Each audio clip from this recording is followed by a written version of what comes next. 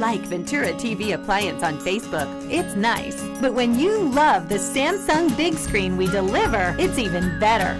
Our website is cool, and it's a good place to start. But you really should touch the merchandise before you buy. Time for that upgrade to an HD 3D web-enabled Samsung TV. Get the best selection, price, and service in town without waiting. Come in to Ventura TV Appliance and touch the merchandise today. Hi, I'm John Mallos. Welcome to this live edition of Connect with Me on the showroom floor at Ventura TV on this day. Hey, I think you'll find today's guest intriguing, to say the least. Yes, it's another political show here on Connect with Me, but we are here to please you and inform you, the viewer, before the primary on June the 3rd. 436 MeTV, option 11.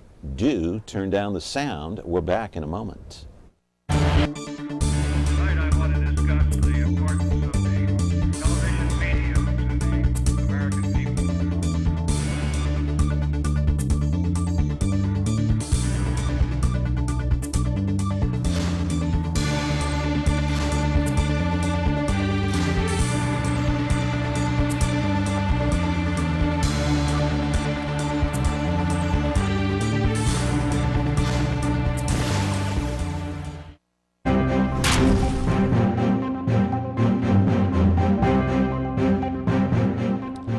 Yes, I know you might be getting a little politically weary right now because we're bringing all these parade of candidates in prior to the June 3rd primary. That's the first Tuesday in June.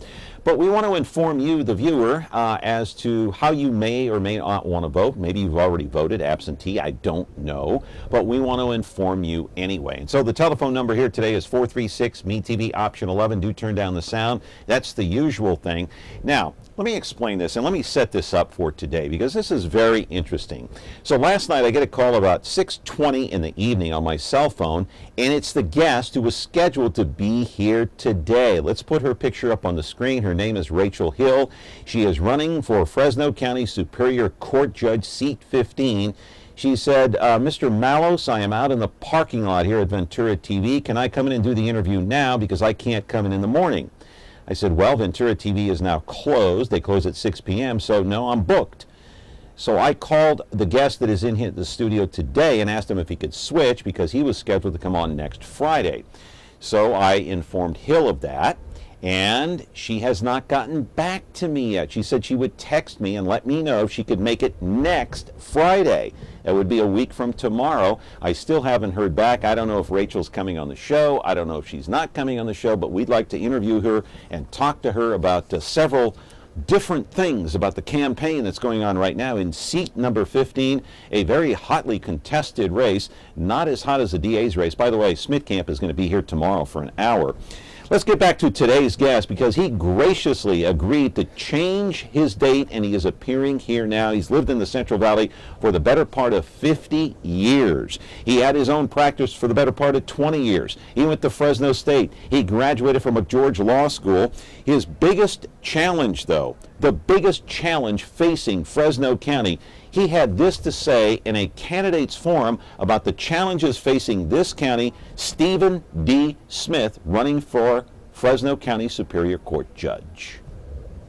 I think there's actually two in front of the court at this juncture. I do agree that jail overcrowding is a serious issue that's taking place right now. I'm not going to badmouth the judges that are sitting and hearing those calendars. They're doing the best that they can. The reality is the judges should be controlling those courtrooms and not the attorneys or the litigants. The judges need to efficiently use their time and move these cases through the process as efficiently as they can, remembering due process rights along the way. I do agree that we need to utilize all alternative sentencing programs such as diversion, victim reconciliation offender programs, treatment programs, because low-level offenders need to have a place to go so that we create those bed spaces necessary for the mid to serious level offenders that may be out there. Live in our studio now, hey, it looks like he's wearing the same suit, is Steven D Smith. Just kidding.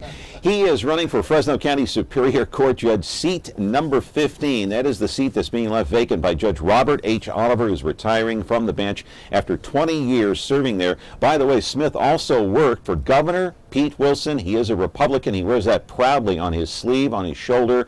Hey, on the hat on his head. Anyway, we're back with your phone calls and our show, 436 MeTV option 11. Do call in. But my friends, do turn down the sound on your TV set. Back in a moment.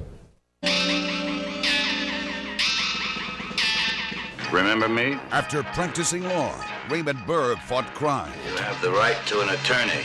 As a hard-boiled detective on wheels, Ain't it the truth? his name is Ironside. Perhaps you wouldn't mind saying it again. His name is Ironside. All right, now you've said it. Nothing slows him down. I want to see this one firsthand.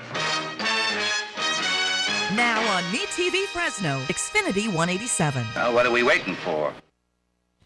Back on our show here, connect with me if you want to call in. Of course, the phone number is, as it always has been, 436 MeTV option 11, except in the way back in the beginning it was a different number, but we got the right one up there now, so you can call in, ask any question you want.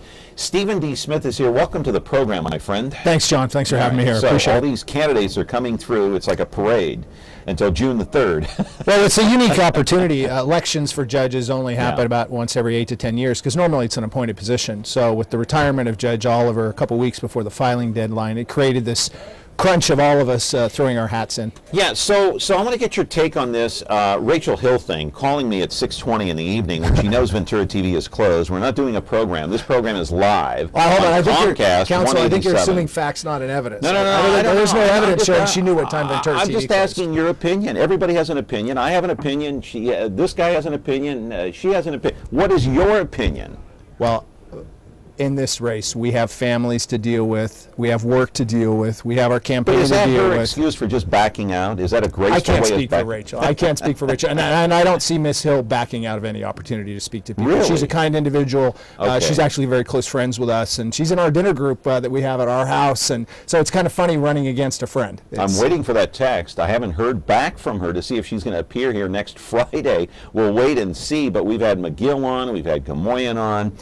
The other candidates coming on, of course, next week. Kind of a hotly contested race, but I want to put up on the screen a picture, or actually a couple of pictures of an email sent by Rachel Hill's husband. His name is John Skiles.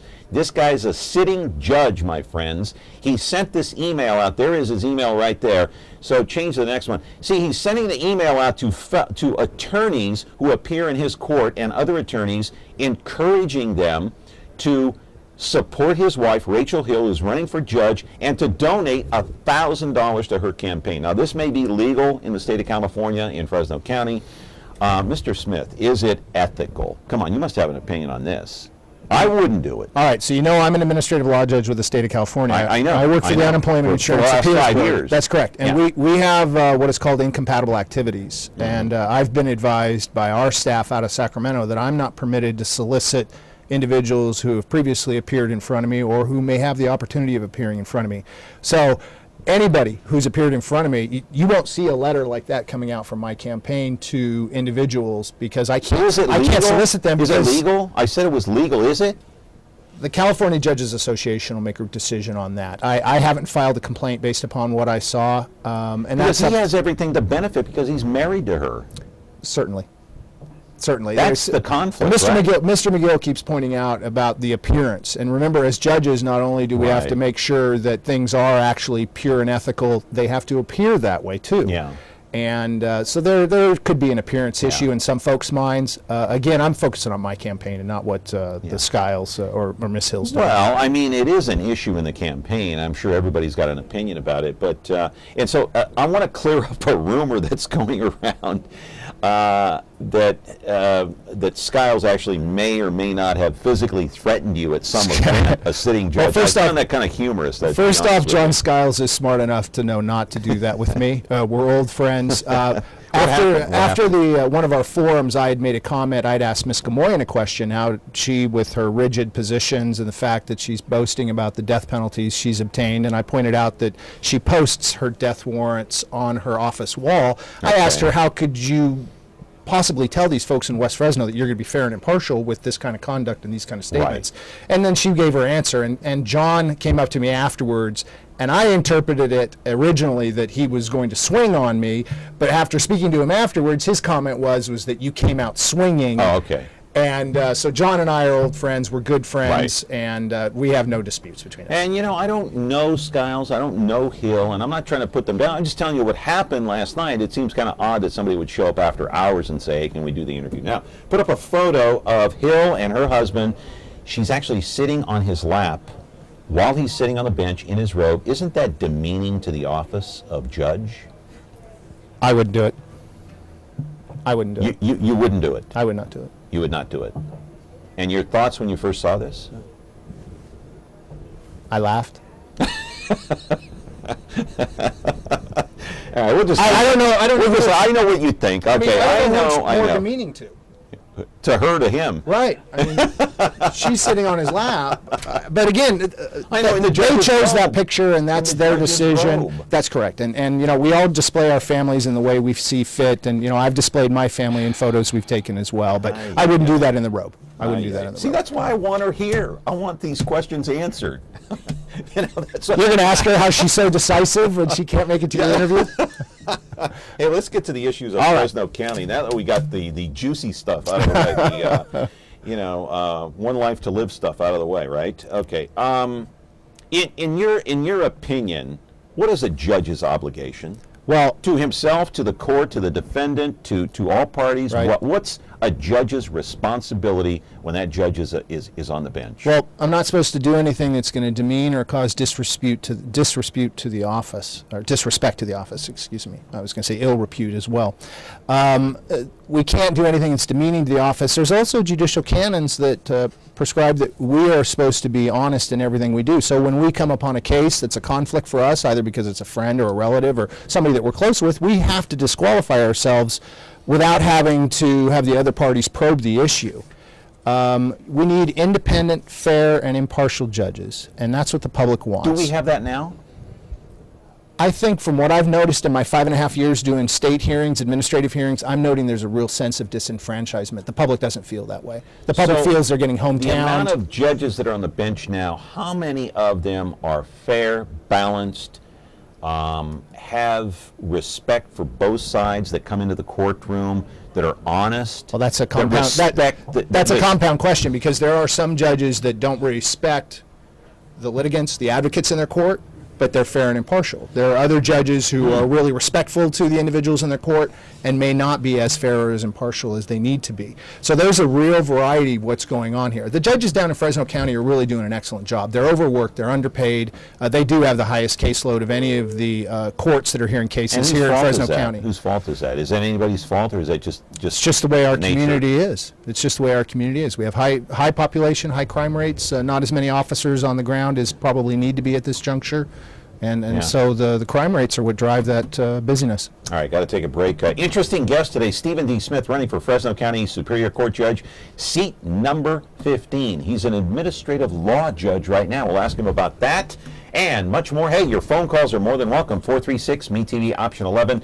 Back in just a moment. When you're looking for KitchenAid innovation and quality, who has the answers, the selection, the price? Ventura TV Appliance. With billions in nationwide appliance buying power, more than Home Depot and Best Buy combined, we'll help you save. Our low prices on Energy Star qualified KitchenAid appliances save you energy and money, and pay no interest on select models when paid in full within 12 months. Ventura TV Appliance, serving you since 1951.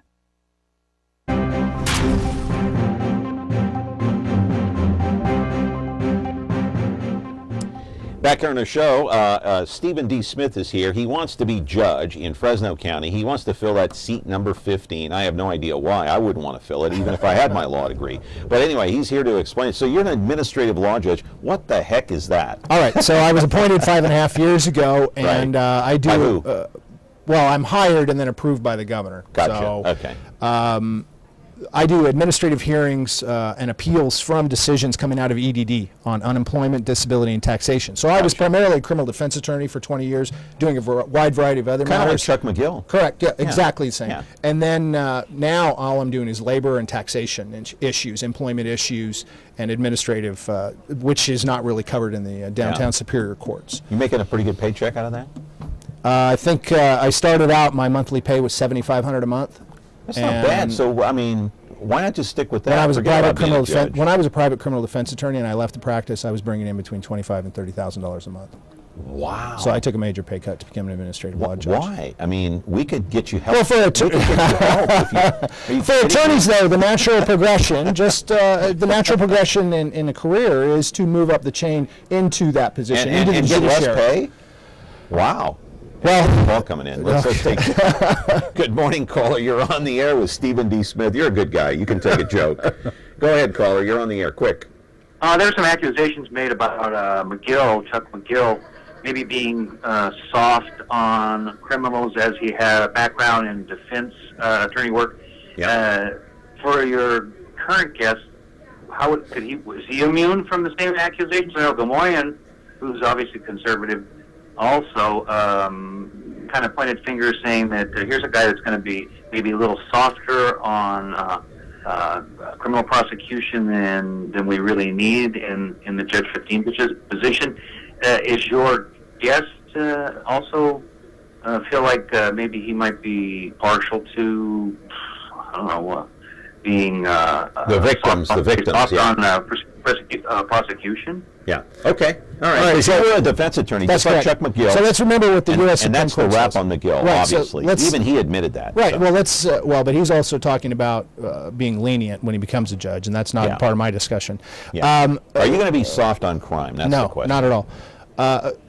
First off, let's remember the U.S. Supreme Court says that everybody's entitled to a criminal defense. Everybody's presumed innocent until proven guilty. As a criminal defense attorney, you're supposed to keep your client's secrets inviolable. You're not supposed to disclose anything. You're not supposed to help the DA convict your client. Your first defense in every criminal case is you can't prove it, and then from there you have your other affirmative defenses. As a registered lifelong GOP, being a criminal defense attorney for me was very consistent because I believe in the law, I believe in the rule of law, I believe in precedents, and it was very easy to protect everybody's criminal and constitutional rights. Now, the problem about being a criminal defense attorney is when you're standing next to somebody who's accused of a crime, the public often perceives you as being a friend with that person or aligned with that person or supporting that person. And yes, there is that going on in that attorney-client relationship, but you're really there to protect their constitutional rights. And so Chuck and I believe, both agree that when somebody's convicted under our watch, it's usually a righteous conviction because we did everything we could to protect our clients. Yeah. He had different defense strategies than I had. Right. I'm more of a Navy SEAL type defense attorney where I'd go in, I knew what my issue was, I'd go after that issue and I'd get out. There are also kitchen sink attorneys that will throw everything in there but the kitchen sink to try to defend their client. 85% of all judges are former prosecutors, according to Chuck McGill. That's correct. That is correct. Isn't that unfair? Well, if you're sitting as a member of this community and you don't like where the justice system is headed, then you do not want to vote for somebody from McCormick Barstow or who McCormick Barstow is supporting or the DA's office because they're just part of this continuing system. Hey, caller, you're on the air. Go ahead. Thank you. Does the judge believe in Proposition 218 of the California Code for that transparent government instead of behind closed doors? Interesting question. I'm not familiar with Prop 218. Yeah, and I don't have that in front of me here today. I apologize, and I'm going to be the first one to admit when I don't know something. And so I don't have 218 in front of me. Do you want to? Is that part of the Brown Act? Is that where you're speaking about, sir? Yes, the Brown Act is supposed to be a transparency. Oh, okay. Well, I know the Brown Act. Okay.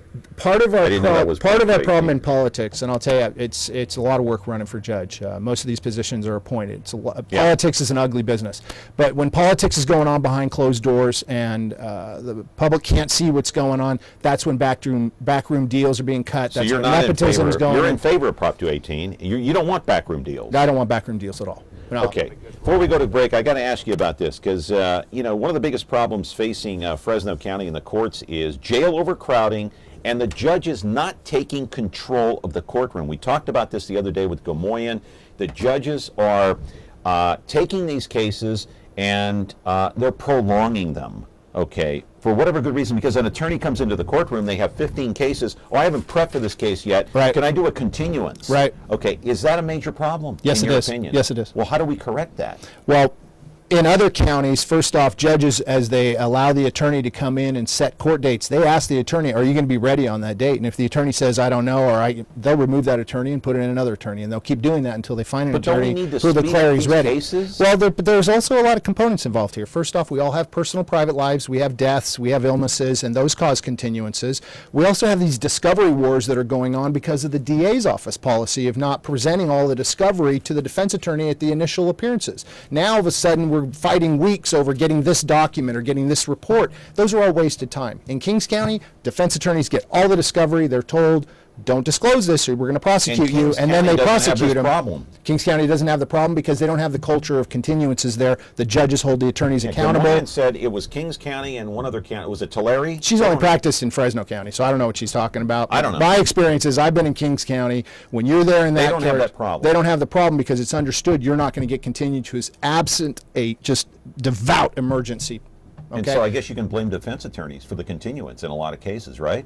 You can blame it on a lot of parties. You can blame it on the DA, you can blame it on the defense attorney, and you can blame it on the judge. The judge needs to hold the attorneys accountable and make them file that written motion for a continuance. Well, why aren't judges holding these people accountable then? Isn't that their job? It's the same reason parents don't want to discipline their kids. It's easier not to. Come on, Stephen. It's easier not to. That's how you make friends. I don't. Right? I discipline my kids. But there's a lot of folks that maybe aren't as tough on their kids as they want to be because it's difficult to discipline your children. Same thing in that court. As a judge. I took my daughter's iPad and phone away for a week. So how does that grab you? Did you use it after you took them? I don't know. My 6-year-old can teach me electronics. But the reality is our judges need to be in a position and need to decide cases not on who their friends are, or who they're going to make happy or not. Yeah. You're going to make a permanent enemy and a temporary friend on every case. That's just the way it is. Just come down, make the decision, hurry this process up, particularly in the lower court before the prelim. Don't make me take your iPad away for a week. Okay. Anyway, we got a call coming up here on Connect With Me. Caller, you're on the air. Go ahead. Yeah, I just want to say, as someone who's gone before His Honor through the EDD in an appeal, he is very fair and impartial. I mean, I didn't get everything I wanted, but EDD didn't get everything they wanted, and for me, it was a matter of during the time I was laid off, they were trying to take away my money. He saw where the problems were, and he fixed everything great. You know what I mean? Are you talking about our guest today? You talking about our guest? Yes, and you know what I mean? He's got my vote. I didn't know he was running for judge, but I'm going to vote for him. Okay. That's all I want to say. All right. Well, and the reality is, and I don't even know who that gentleman was. I have no idea. That call was not planted, by the way. But every case I've heard, I've heard thousands of these cases. Every case I've heard, I bring it in. I've learned as a judge, don't judge a book by its cover. I give everybody a fair and impartial hearing. Come on in, present what it is, and I'll make the call. Got to take a break. We're here with Steven D Smith. He wants to be judge. He wants your vote. We want your phone calls. 436 MeTV option 11. Back in a moment. 1 Adam 12, 1 Adam 12. This is Adam 12. It stars Martin Milner as Officer Pete Malloy, Kent McCord as Officer Jim Reed. 1 Adam 12, roger. This black and white patrol car has an overhead valve V8 engine. It develops 325 horsepower at 4,800 RPMs. It accelerates from 0 to 60 in 7 seconds. It has a top speed of 120 miles an hour. The automobile has 2 shotgun racks, one attached to the bottom portion of the front seat, one in the vehicle trunk. You want me to drive?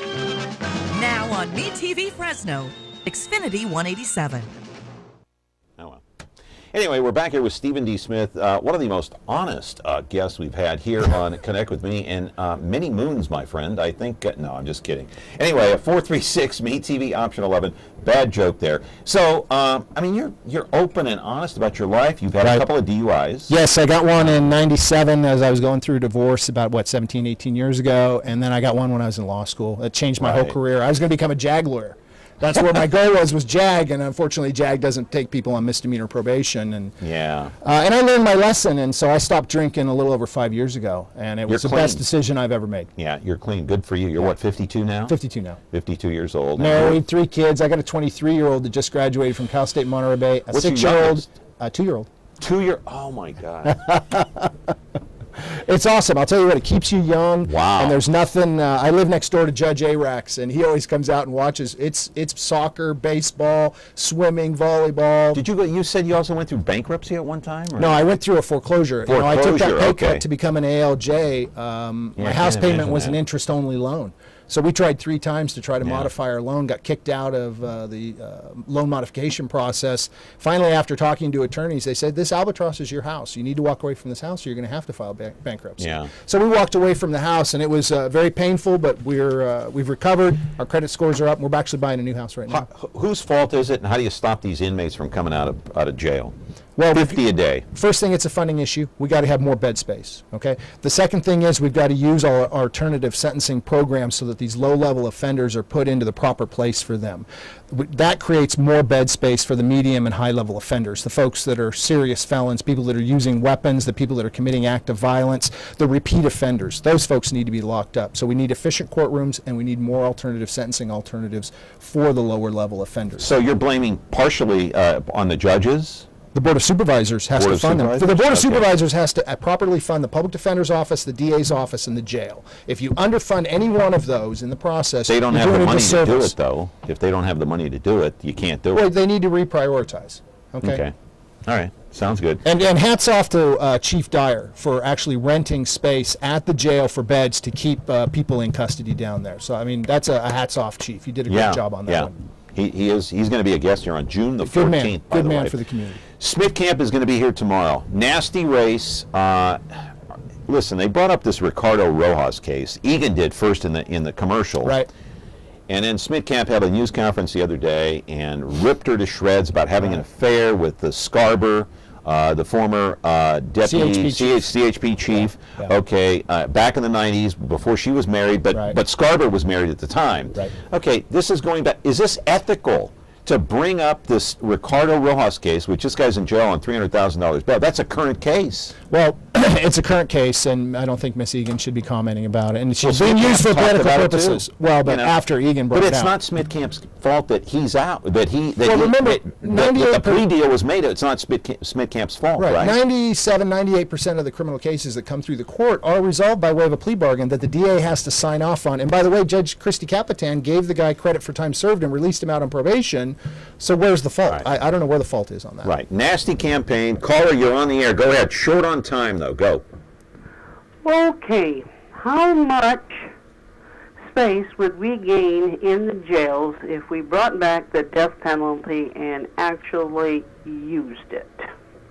Well, the death penalty is the... Well, we have it now. Yeah, we have the death penalty. It is the current status of the law, and it doesn't affect Fresno County overcrowding at all, because anybody who has a death sentence is up at San Quentin. Well, yeah, Weston is on death row, but he won't get, they're not going to put him to death for another 20 years. But he's not causing any overcrowding in the Fresno County jail. Right. But the death penalty is the status of the law, and I intend on following that if I'm elected. Getting back to the Smith Camp-Egan campaign, should it be this nasty and unethical?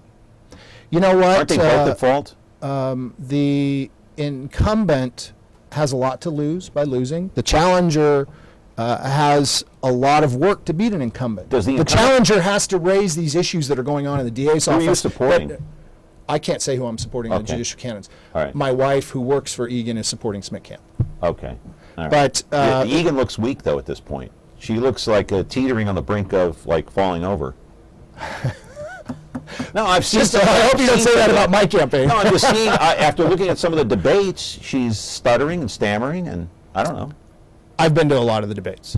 I've seen a lot of it. Yeah. All right. And it's an important position for this community. And so the people of this community have a really, really important decision, because you have the opportunity to really affect public safety here this June. Stephen, you got 30 seconds into that camera. Why should we vote for you? All right. So I've been here for 50 years. I grew up at a time when we didn't have to lock our doors here in the community. And while our values remain the same, our community is changing. We need judges who understand the complexities of our community as well as the diverse nature of our businesses.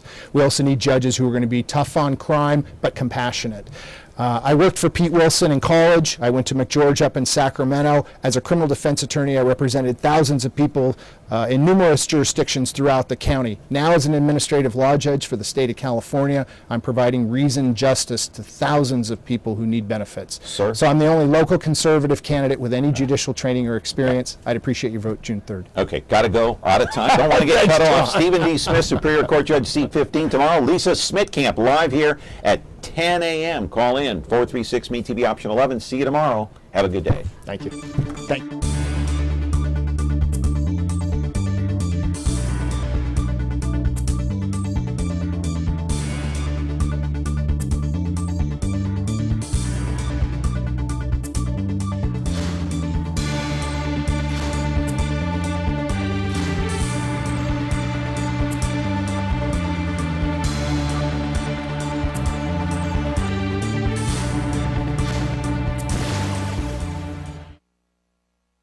After practicing law, Raymond Berg fought crime. You have the right to an attorney. As a hard-boiled detective on wheels. Ain't it the truth? His name is Ironside. Perhaps you wouldn't mind saying it again. His name is Ironside. All right, now you've said it.